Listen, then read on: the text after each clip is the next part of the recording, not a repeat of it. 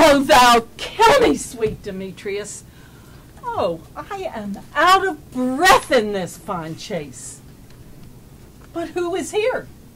Lysander, on the ground. Dead or asleep? I see no blood, no wound. Lysander, if you live, good sir, awake.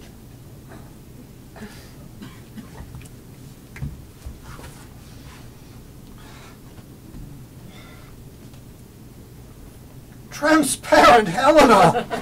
Nature shows art that through thy bosom makes me see thy heart. Do not say so, Lysander. Say not so. Not Hermia, but Helena I love, who will not change a raven for a dove. Wherefore was I to this keen mockery born? When at your hands did I deserve this scorn? Good troth, you do me wrong, good sooth you do, in such disdainful manner, me to woo.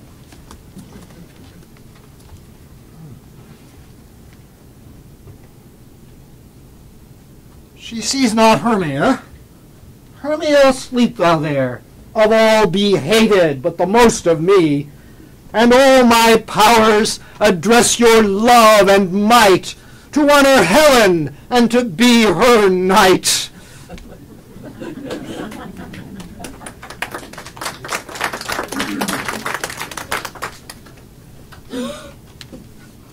Help me, Lysander, help me. Do thy best to pluck this crawling serpent from my breast. Ay me, for pity. What a dream was here. Lysander! What? Removed? Lysander! Lord! No? Then I well perceive thou art not nigh. Either death or you I'll find immediately.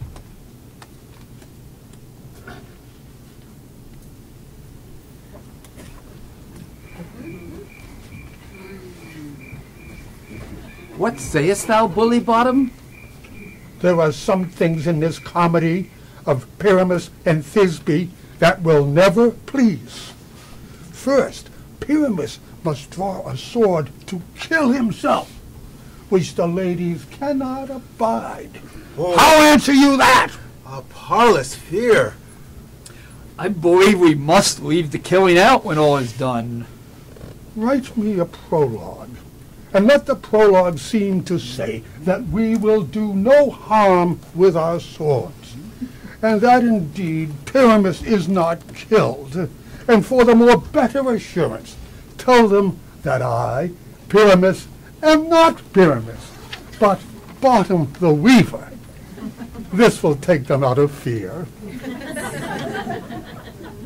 And will not the ladies be afear of the lion? I fear it, I promise you.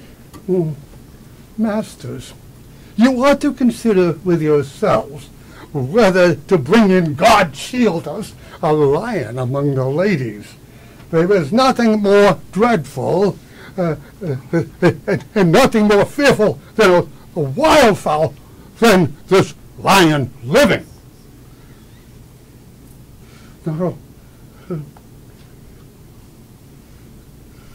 he himself must speak, saying, if you think I come hither as a lion, it were pity of my life. No, I am no such thing. I am a man, as other men are. And let him name his name, and tell them plainly he is Snug the Joiner. Then there's another thing. We must have a wall in the great chamber. For Pyramus and Thisbe, says the story, did talk through a chink in a wall. You can never bring in a wall. What say you, Bottom? Some man or other must present wall, and let him have some plaster, or some loam, or some rough cast about him to signify wall.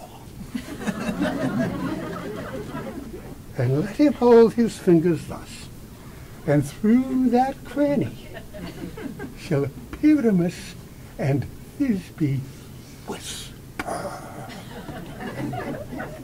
Well, if that may be, then all is well. Come, sit down, every mother's son, and rehearse your parts. What hempen homespuns have we swaggering here? What a play tour. I'll be an auditor. An actor too, perhaps, if I see cause. Speak, Pyramus. Thisbe, stand forth. Thisbe, thy flowers of odious savours sweet. Odors, odors. Odors savours sweet. So hath thy breath, and not my dearest Thisbe dear.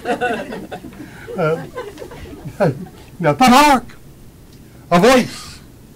Stay thou but here a while, and by I will to thee appear. A stranger Pyramus than e'er played here. Must I speak now? Marry, must you?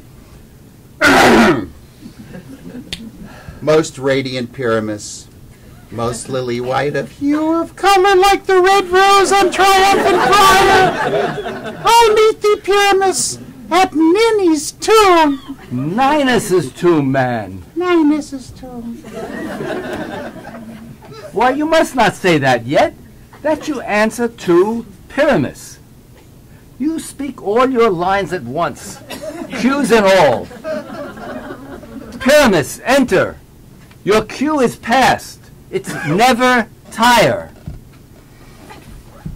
If I were fair, Thisbe, I were only thine. Oh, monstrous! Oh, strange! Pray, masters, fly! Masters, help! I'll follow you. I'll lead you about around, through bog, through bush, through brake, through briar. Sometimes a horse I'll be, sometimes a hound. A hog, a headless bear, sometimes a fire.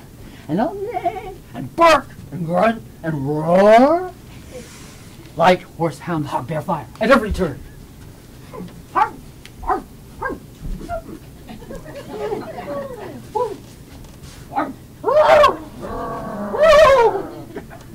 Why do they run away? Oh, Bottom, thou art changed. What do I see on thee? What do you see? You see an asset of your own, do you? Bless thee, Bottom. Bless thee. Thou art translated. I see their knavery. This is to make an ass of me. To fright me if they could. But I will not stir from this place. I will walk up and down here, and I will sing that they shall hear I am not afraid.